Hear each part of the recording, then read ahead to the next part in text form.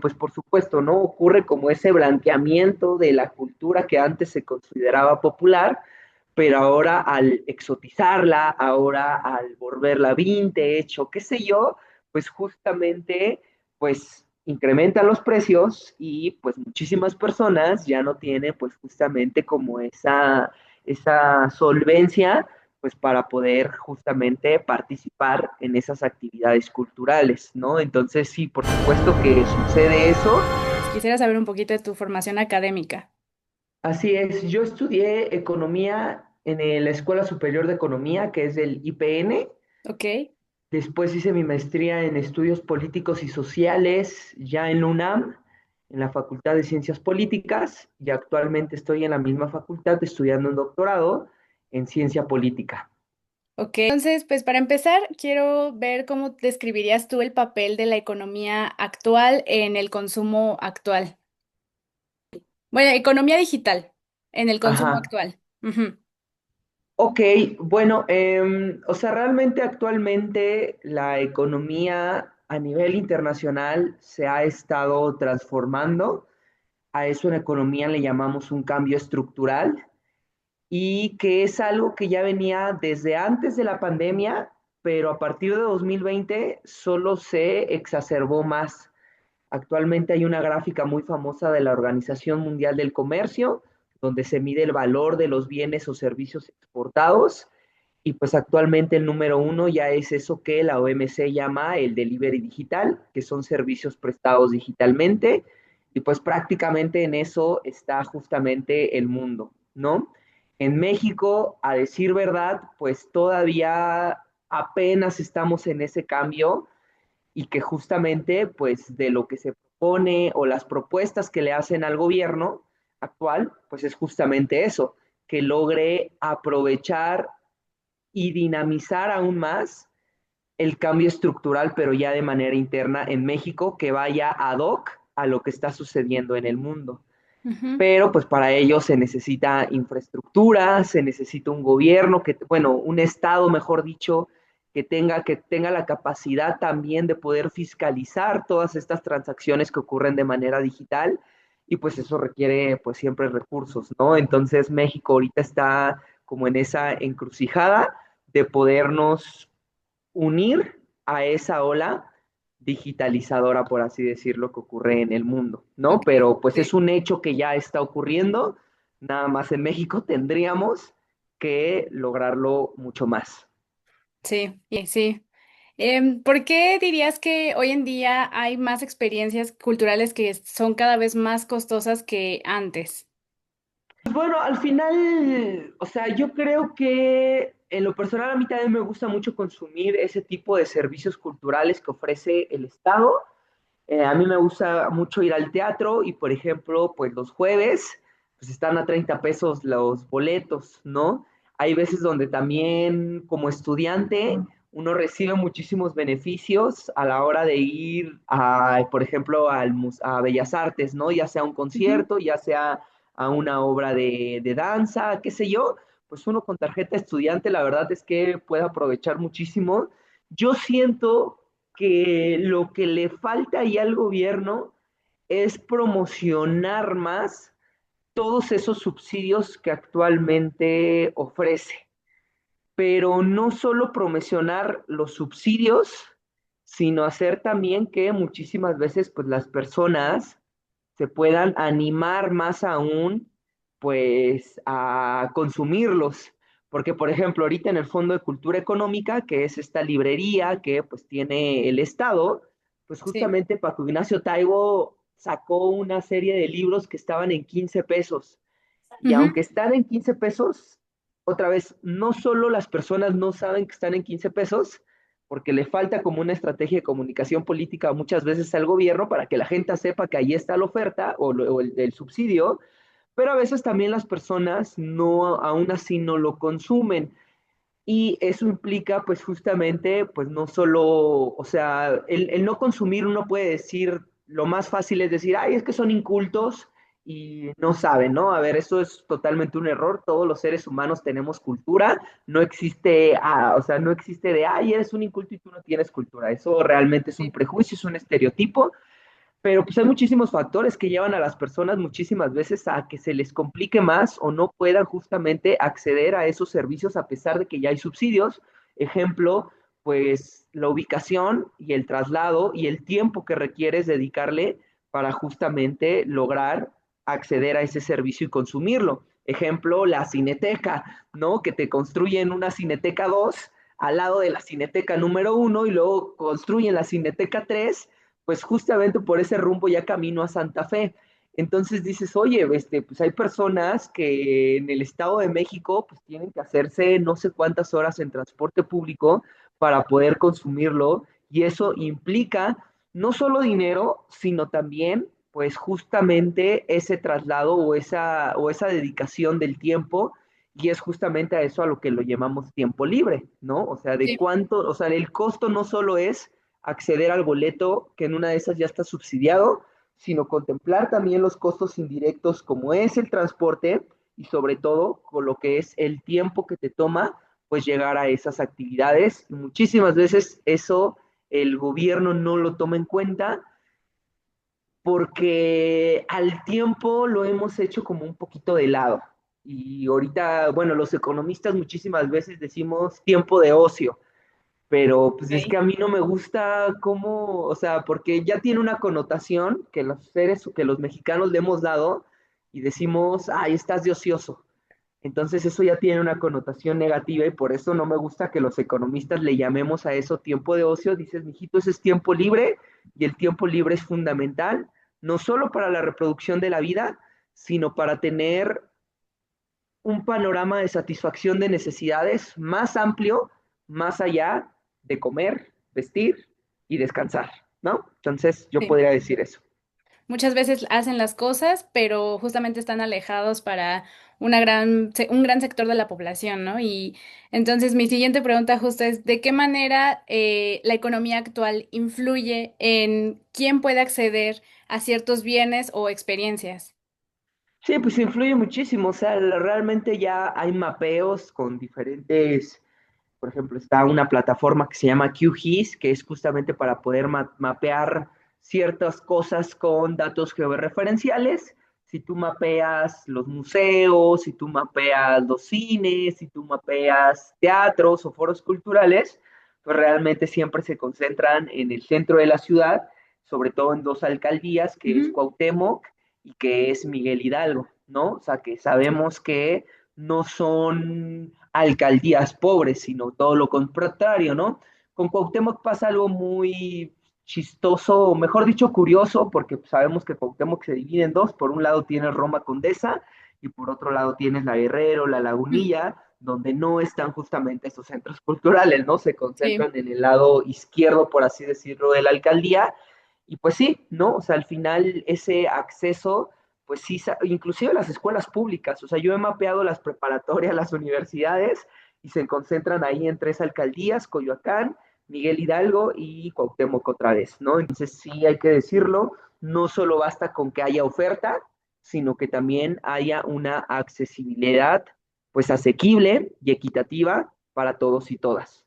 Sí, y se está volviendo pues más exclusivo, yo creo, ¿no? Conforme pasa el tiempo. Sí, claro, y aparte también existe no solo un problema de accesibilidad y equidad, sino también actualmente pues de prejuicios que hace la sociedad. Por ejemplo, ¿qué hace el gobierno? ¿Sabes qué? Va a haber un concierto de no sé quién en el Zócalo, ¿no? Que podemos debatirlo si tendría que ser una prioridad para el gobierno o no. Yo digo que sí, porque otra vez el Estado tiene justamente que garantizar el acceso a ciertas necesidades que tiene la gente y una de esas es también pues el acceso a servicios recreativos que justamente permitan pues ampliar el campo de necesidades que tienen las personas. Se puede debatir si el Estado debería estar gastando en tantos conciertos, por supuesto que lo podríamos debatir, pero muchísimas veces también existe ya el prejuicio de que todos los que van ahí pues es porque no tienen para pagar, porque son unos pobretones, porque son unos nacos, porque, qué sé yo, ¿no? Porque son unos acarreados. Entonces también creo que tendríamos que tomar en cuenta los actuales prejuicios que existen en contra de las personas que deciden utilizar el acceso a esos servicios recreativos que tiene el Estado. ¿Cómo dirías que se relaciona el aumento de precios con fenómenos como la desigualdad o la gentrificación, que es lo que mencionas? Pues sí, totalmente. O sea, ya hablando en servicios privados, pues al final, o sea, el costo del nivel de vida de las personas en la Ciudad de México, pues cada vez ha aumentado, no solo con respecto a las viviendas, sino todos los servicios que, pues, o sea, porque eso es muy importante, ¿no? Tipos de servicios donde justamente yo pueda satisfacer mis necesidades recreativas, como tener acceso a espacios verdes o a un parque, como tener acceso, no sé, a centros recreativos, como que hay ahí un lugar para estar con los amigos, una cafetería, ta, ta, ta, ta. Y muchísimas veces esto que llamamos gentrificación o la crisis de la vivienda, y no de las casas, sino de la vivienda, implica que todos estos servicios comiencen a aumentar y por tanto, pues tienes que destinar mayor parte de tu ingreso no solo a pagar el alquiler de tu casa, sino a pagar el acceso a una vivienda digna, que es justamente todo lo que te rodea. Y por tanto, pues sí, ¿no? O sea, el hecho de que en Ciudad de México y en muchas ciudades del mundo estemos viviendo, estemos experimentando este problema, pues implica que el acceso a estos servicios, pues justamente pues sean más costosos e Ujú. inasequibles para muchísimas personas. Y sí. ¿Cómo impacta la gentrificación en el acceso a los espacios culturales que mencionábamos hace ratito?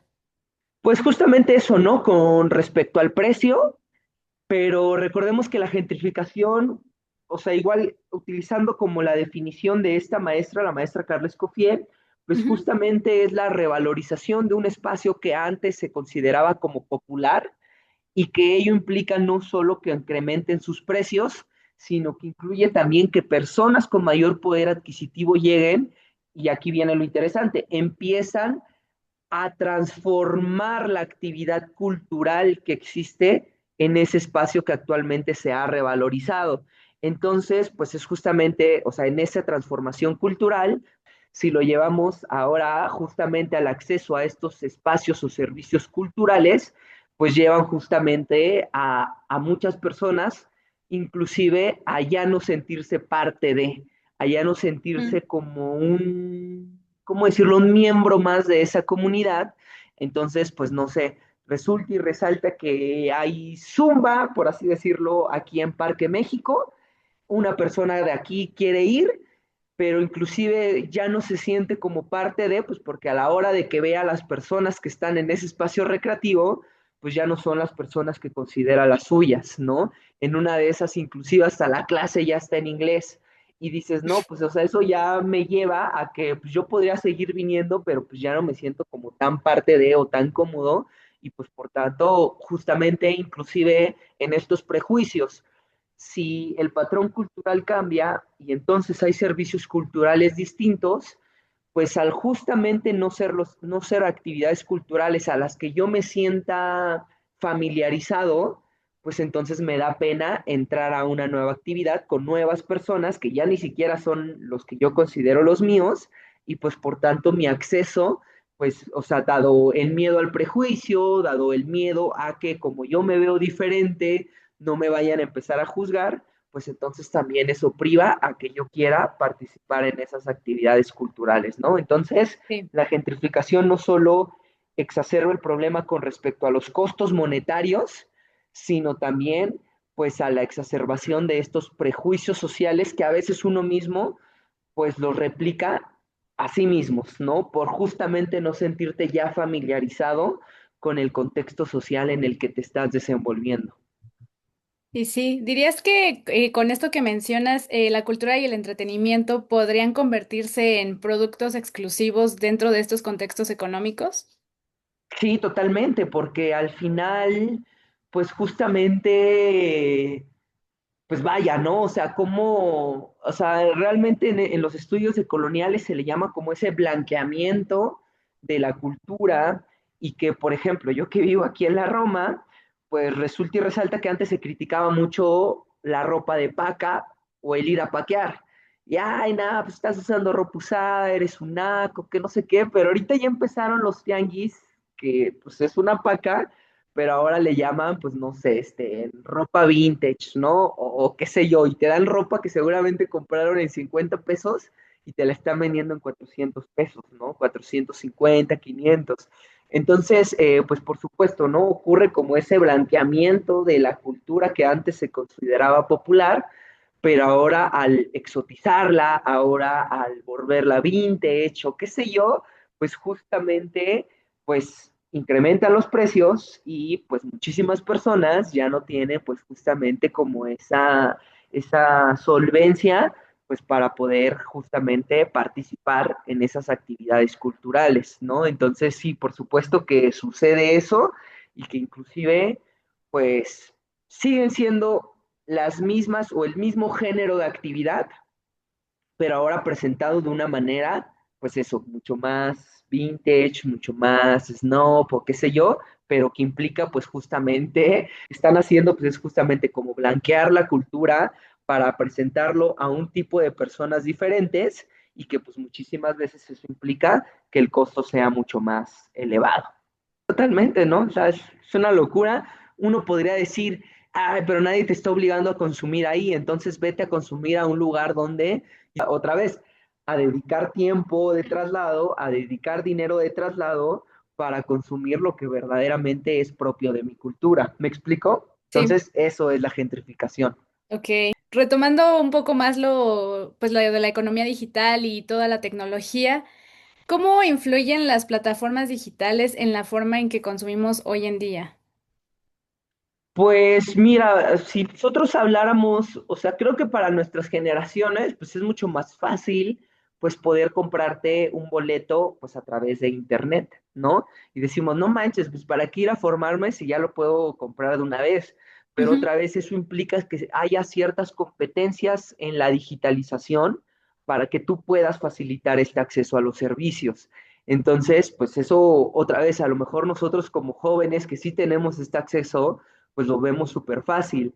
Pero ¿qué pasa con todas esas personas que no tienen o el acceso a estas tecnologías o que sí tienen la tecnología, pero no tienen las competencias para justamente pues poder aprovecharlo al máximo? O sea, si yo te soy sincero, mi papá no sabe enviar un correo electrónico. Ujú. O sea, te lo juro, mi papá no sabe enviar un Gmail a través de no sé qué.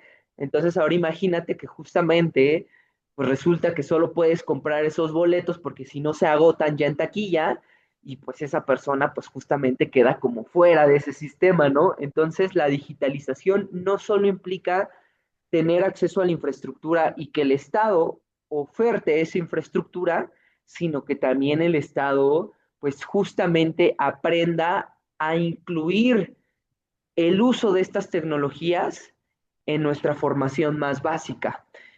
Entonces el Estado ya tendría que empezar justamente a comenzar a legislar con respecto al uso de estas nuevas tecnologías, porque el adquirir las competencias digitales que el mundo digital necesita, pues justamente es importantísimo y el Estado tiene que encontrar diferentes mecanismos, ¿no? Entonces, pues ya, ¿no? Ya. Entonces, ¿dirías que ha facilitado el acceso o que por el contrario ha creado nuevas barreras económicas o Pues las dos, ¿no? 50-50? Porque Así. como que, bueno, en economía se le llama como trade-offs, ¿no? Que por Ok. un lado generas algo bueno, pero de alguna manera hubo una expulsión de alguien o de algo.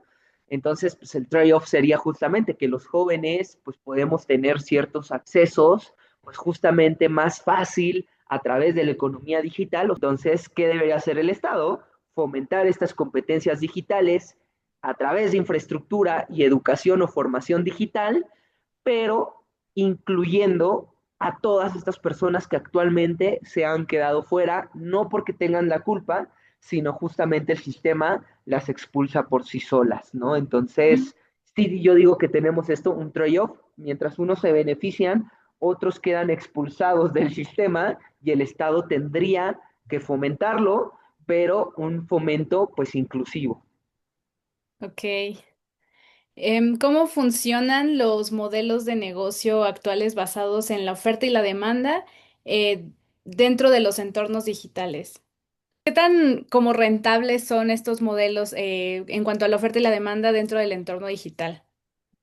dentro del entorno. O sea, es que al final, o sea, como que un negocio sí o sí ya implica, o sea, creo que ya cualquier persona, sea de administración de empresas, sea de marketing, sea de publicidad, o sea, creo que ya cualquier empresa en la Ciudad de México Ujú. requiere que tenga redes sociales, ¿no? O sea, creo que eso ya es básico y eso implica que necesitas estar destinando recursos monetarios, humanos, materiales para justamente pues tener redes sociales y que tu alcance pues sea mucho más alto. Implica también de que para no perderte muchísimas oportunidades de venta, pues justamente tengas cobro digital o cobro con tarjeta, es decir, necesitas que haya una terminal y para ello ya requieres una cuenta bancaria, ¿no? Entonces, eso es interesante, ¿no? O sea, ya requiere como esos dos aspectos que sí o sí implican a que tu negocio se esté digitalizando, ¿no? Yo creo que la era digital, o sea, el cambio estructural ya sucedió en el mundo y que México, sí, tarde o temprano, va a entrar muchísimo más a esta nueva ola. Para mí ya es como imposible que una empresa en los próximos 10 años no implique de una u otra manera, yo ahorita puse tres ejemplos, pero por así decirlo, se escape a la digitalización. O sea, para allá va el mundo para allá va México, lo ideal sería que el Estado empiece a agilizar y dinamizar el cambio estructural que vamos a vivir en los próximos años, pues para sacarle más provecho, pero otra vez tendría que ser un cambio estructural inclusivo y hacer que todas esas personas que actualmente se están quedando fuera, pues no se queden fuera. Sí. ¿Qué papel juega la intermediación como de las plataformas, de los servicios, los terceros que mencionabas ahorita, lo de incluso lo de delivery, en el encarecimiento de los productos o experiencias? Pues a ver, siempre un intermediario vuelve más caro las cosas en una primera instancia, pues porque pues es eso, ¿no? De pasar de una persona comprador-vendedor, pues ahí hay un intermediario y ese intermediario, por supuesto, que va a buscar pues un beneficio, ¿no? Eso es Ujú. obvio y por tanto el vendedor pues tiene que contemplar esos costos a la hora de saber o que bien cede parte de su ganancia al intermediario, que eso nunca va a suceder, o bien, pues justamente se incrementa el costo para que así haya beneficio para el vendedor y haya beneficio para este intermediario, ¿no? Entonces, por así decirlo, en esa relación tripartita ya implica que siempre hay un incremento de costo. Pero ahora la pregunta sería no si hay costo, mayor costo o no, sino cuánto es ese costo Ujú. y es justamente ahí cuando el Estado tiene que tener pues justamente la capacidad para poder regular esa relación tripartita que en una esfera digital pues muchísimas veces ya implica, porque no es el negocio el que creó el software o la plataforma para poder tener acceso a su servicio, sino un intermediario, ¿no? Ujú. Entonces, todas estas plataformas de delivery, todas estas plataformas hablando de los conciertos como Xesa y que es Ticketmaster, Sí. pues dice, siempre va a implicar un costo mayor, pero pues el Estado sí tiene justamente que regular pues cuántas plataformas van a tener acceso a esa relación tripartita, pues porque en el caso de Ticketmaster o Xesa, pues justamente es un monopolio o es un duopolio. Y eso en economía pues es súper peligroso, pues porque cuando hay un monopolio o un duopolio son ellos los que deciden el precio y no la competencia. Entonces, Ujú. pues justamente es ahí cuando donde el Estado pues tiene que garantizar competencia, es decir, que más actores intermediarios pues estén en esa relación para que justamente puedan competir a través de sus tarifas y si no las hay, pues justamente el Estado tendría que regular poniendo límites pues a esos beneficios de esa intermediaria, cosa que no ha hecho pues México con esta parte de Ticketmaster y Oxesa, luego te cancelan, luego tú compraste el propio boleto y te cobran un servicio. Y dices, Sí. oye, güey, pero si yo hice todo, ¿qué servicio me estás cobrando si yo fui el que Sí. literalmente hice todo? Y cuando, no sé, Morrissey que cancela sus conciertos, pues ya no te regresan el costo del boleto, pero no el costo del servicio y Sí, todo del eso. O sea, cargo. ellos no pierden el recargo, exacto. Entonces, pues justamente el Estado ahí tiene que regular, o sea, tiene que tomar su papel de que regula y de que tiene que fomentar la competencia para que no existan estos duopolios o estos monopolios y que justamente pues tienen el poder de poder fijar los precios a lo que ellos consideran. Actualmente, digo, yo no soy partidario de ningún partido político, pero sí sé que Movimiento Ciudadano a nivel federal tienen una iniciativa para justamente legislar pues Oxesa y Ticketmaster porque pues sí saben que pues ahí hay un abuso y actualmente está esa iniciativa, pero la verdad como que no ha tenido el suficiente apoyo pues para que pueda prosperar en el Congreso, ya sean diputados y senadores a nivel federal. Falta que se concrete, ¿no? Que se realice bien. Es que otra vez, como son conciertos, para muchísima de la clase política dicen, no, es que eso ya es de ocio, eso ya no Ujú. es de primera necesidad. Ok. Entonces, no, entonces como otra vez, como que tenemos esa perspectiva de que todos los servicios recreativos son ocios en términos negativos, no son indispensables y por tanto el Estado no debería estar gastando ni su tiempo ni sus esfuerzos en resolver ese tipo de problemas. Pero entonces ahí es cuando esa mentalidad dice es que las necesidades no solo son de alimento, vestido y Sí. vivienda, o sea, hay necesidades básicas, pero si nosotros pensamos la riqueza o la no pobreza en términos amplios, incluye también el acceso a servicios recreativos, como son pues todo lo que ya hemos estado nombrando, ¿no? Servicios culturales, teatro, cine, conciertos, música, y todo eso es parte también de nuestras necesidades, pero como lo pensamos en términos de ocio, el propio Estado, la Ay. propia clase Ujú. política dice, no, eso no es relevante, primero lo primero, ¿no? Entonces ahí tenemos como un problema de mentalidad de cómo comprendemos el tiempo libre y qué significa acceder a estos servicios recreativos. Ok, eso sí no lo había contemplado, no, no entendía el por qué no ocuparse de ese tipo de situaciones, pero ya me abriste otro panorama completamente diferente. Sí, sí. Y bueno, ya para cerrar, ¿no? ¿Qué recomendaciones darías a los consumidores para entender mejor el valor real de lo que están pagando? Como los cargos de que hace Ticketmaster o Cesa, que están pagando, que primero dan un precio y al final le agregan un costo extra por el servicio, por todo esto. Es que al final, o sea, creo que, bueno, yo la verdad no sé si las personas desconozcan, porque cuando tú compras eso, pues generalmente sí te desglosa lo que estás pagando, ¿no? Generalmente las plataformas sí te desglosan como el costo, pero pues otra vez, o sea, cuando uno ve justamente ya lo que terminó pagando, pues dices, ay, güey, pues está bien caro, pues ¿qué haces con un ticket de avión? Pues rápido buscas en otra aerolínea. Ujú. ¿Por qué? Porque ahí sí tienes opciones, Sí. porque ahí no hay un monopolio en sí, porque justamente dices, mijito, en cualquier aerolínea o en al menos otras cinco, puedo comprar el ticket al mismo destino. ¿Cuál es el problema de un concierto? Pues dices, pues mijito, lo compras ahí o lo compras ahí, porque literalmente ellas son como las distribuidoras a las comercializadoras y no tienes una opción donde comprar más el boleto, a menos que sea con un revendedor, pero ya sabes que inclusive pues eso puede ser peligroso, eso incluye algunos riesgos y que inclusive pues eso es informal, ¿no? Entonces, creo yo que, no sé, o sea, la verdad no sé si las personas desconozcan que están pagando esos servicios porque cuando tú le das clic en comprar, al final sí te los desglosa, al menos hasta donde yo sé, ¿no? O sea, al Sí. menos hasta donde yo sé sí te desglosa, pero ¿cuál es el problema? Pues que no tienes opción.